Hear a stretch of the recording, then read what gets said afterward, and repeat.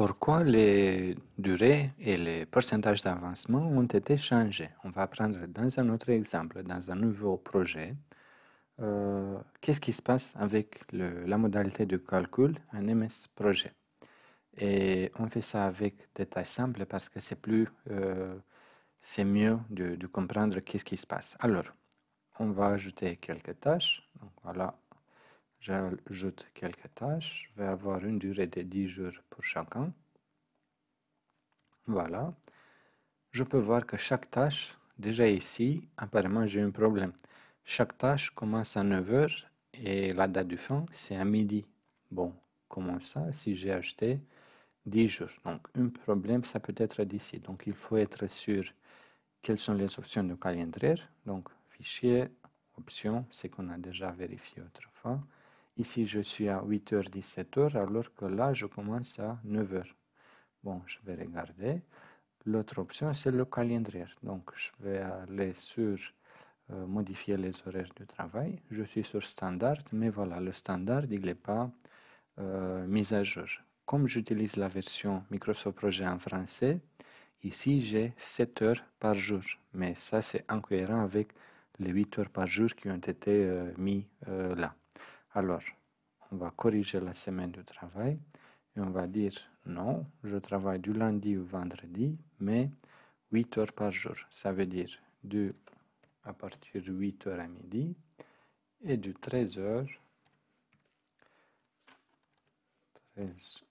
jusqu'à, donc là c'est 13 heures jusqu'à 17 heures.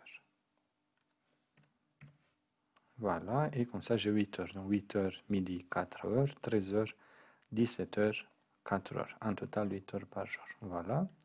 Déjà, qu'est-ce qui se passe? Je peux voir 8 heures, 17 heures. Donc là, c'est cohérent.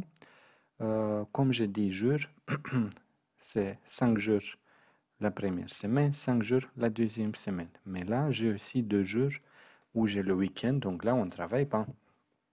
Ensuite, on va afficher sur le calendrier, donc échelle de temps. On va afficher 3 niveaux. Je vais avoir mois, ensuite jours, et niveau inférieur, je veux afficher les jours comme 1, 2, 3, 4 à partir du début. Voilà, quelque chose comme ça. Voilà, déjà ça c'est très bien. Voilà, donc ça c'est la première journée donc j'ai 12 jours ici, mais les deux on ne travaille pas, c'est le week-end. Voilà. Bon, ça c'est très bien. Ensuite, pour pouvoir faire la mise à jour, qu'est-ce qu'on a dit? On va aller sur projet, et là on va mettre d'abord la date d'état. Donc on va dire, bon, on va faire la mise à jour sur la date 2. Et ici j'ai affiché aussi l'heure pour être plus exact, oui, pour savoir mieux où on va faire la mise à jour. Par exemple, si on va mettre la date de première, par défaut, ça va être à la fin de la journée. Donc, c'est mieux, dans ces situations, d'utiliser la date du 31, 17, c'est la fin de la journée. Voilà. Pour afficher ça dans le graphique, on sait déjà, quadrillage. Ici, on a date d'état et on va l'afficher tout de suite. Voilà. OK. Et là, c'est la date d'état jusqu'à laquelle on va faire la mise à jour. Ensuite, pour faire la mise à jour, on va afficher le tableau de suivi parce que nous avons plusieurs informations. Et avant de faire ça, on a besoin d'avoir aussi le baseline, donc la référence. Donc je vais définir le planning de référence tout de suite. Voilà, je l'avais défini et je vais l'afficher. Planning de référence, voilà. Très bien. Ensuite, donc pour la mise à jour, on a début réel. Qu'est-ce qu'on a besoin de plus? Pourcentage achevé. Il est déjà là. Donc je vais cacher cette chambre-là. Et on a besoin d'avoir la date du début et la date du fin. Voilà, je vais déplacer ça donc début, ensuite j'ai début réel et ensuite fin réel. Voilà. Comme je disais, si vous voulez afficher les heures exactes, vous pouvez aller sur Fichier, Options, et là, dans l'onglet Général, vous avez Format de date, et c'est ici que j'ai choisi le format avec l'heure. Voilà.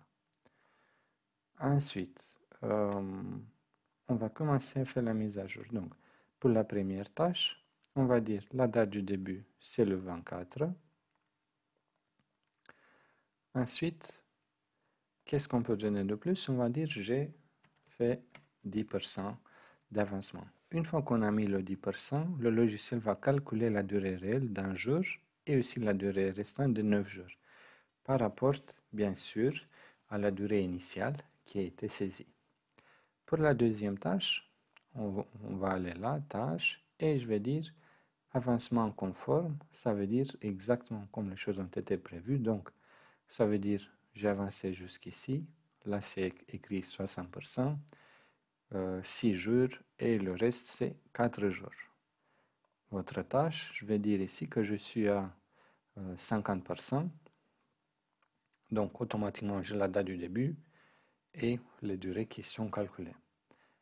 Pour une autre tâche, je vais dire aussi 24 et je vais manuellement dire il me reste 9 jours. Oui. Mais je ne sais pas combien j'ai travaillé. J'ai commencé là et ensuite j'ai besoin de 9 jours de plus. Très bien. Une fois qu'on a mis toutes ces informations, on peut mettre à jour le projet. Ça veut dire on va aller dans le menu projet et là on a l'option mettre à jour le projet. Comme on a fait à l'avant, on va prévoir à nouveau le travail non achevé après la date d'état, ça veut dire fin octobre. Et ça, c'est pour l'ensemble du projet. OK? Ensuite, on peut très bien voir qu'est-ce qui se passe. Donc, où j'ai des changements de pourcentage et pourquoi. Et on voit par exemple qu'ici, initialement, on a eu 10%. Et maintenant, on est à 7%. Mais ça, c'est très bizarre parce qu'on a manuellement donné le pourcentage d'achèvement. N'oubliez pas, celui-là représente en fait la durée réelle. Oui? Et on a dit qu'on a consommé 10%, le logiciel a calculé un jour, mais maintenant, il a recalculé la durée totale à 14 jours. Comment ça? On peut regarder dans le graphique. Si on regarde pour l'autre tâche qui est planifiée comme prévu, ici on n'a aucun changement. Donc 60%, 6 jours, 4 jours, en total on reste à 10 jours pour la durée totale de la tâche. Et pour ça on peut afficher aussi la durée totale. Donc durée, voilà. Et on peut afficher aussi la durée de référence. Durée de référence, voilà. D'habitude, j'ajoute d'abord la référence et après la durée avec les derniers changements. Bon, donc si on prend la tâche, la deuxième tâche qui est planifiée comme prévu, j'ai 10 jours, 10 jours. Bon, tout est avancé en conformité avec ce que j'ai eu, donc j'ai les 10 jours. Par contre, pour l'autre tâche, je peux voir que le pourcentage d'avancement, il est très petit ici. J'ai le 7%, j'ai la barre bleue qui va aller jusqu'ici, parce que j'ai un jour qui est comme actuel. Ici, j'ai rien dans l'autre temp. Et si nous regardons, quelle est la durée restante? Bon, ici c'est écrit durée restante 14 jours. Mais si on va compter, donc ici j'ai 4 jours.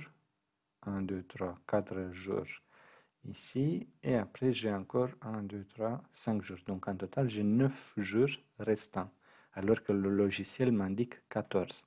Et pourquoi ça?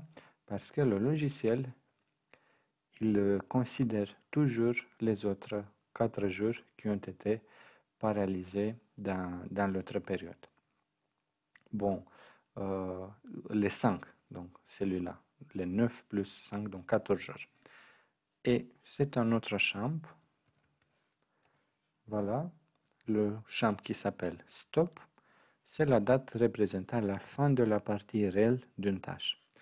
Dans des autres logiciels, la date stop, c'est la même avec la date d'état du projet. Ça veut dire on a consommé en journée, un jour ici, mais en réalité, la durée qui est passée, c'est dans ces situations 8 jours total. Et si vous voulez que votre planning va être cohérent avec les durées restantes qui ne vont pas considérer ces jours qui n'ont été pas travaillés, vous pouvez changer la date de ces champs stop pour être la même avec la date de mise à jour. Donc si je vais changer là avec 31 octobre, je vais avoir la mise à jour jusqu'ici. Qu'est-ce que je peux voir? Je peux voir que la durée réelle, c'est de 6 jours et la durée restante, c'est de 9 jours. Dans ces situations, le pourcentage d'achèvement, c'est 40% et je suis comme ça avec la durée. Et dans ces situations, si je veux être exact, je vais utiliser la colonne physical person complete, donc achèvement physique, pour dire, mais physiquement, je suis à 10%, et comme durée, voilà, j'ai consommé 40%, il me reste 9 jours. Et c'est pareil pour les autres tâches. Donc ici, je peux mettre à jour de la même manière, et pour les autres tâches aussi. Et voilà, j'ai les informations cohérentes dans ces situations-là. Bon, qu'est-ce que c'est le pourcentage physique? C'est la valeur, comme vous l'avez si bien expliqué, qui est un alternatif qui peut être utilisé pour la gestion de la valeur acquise. Et ça peut vous permettre d'être plus exact sans être lié seulement avec la durée qui, comme vous avez bien vu dans cet exemple, peut vous arriver, peut vous donner des difficultés pour voir quel est l'avancement réel.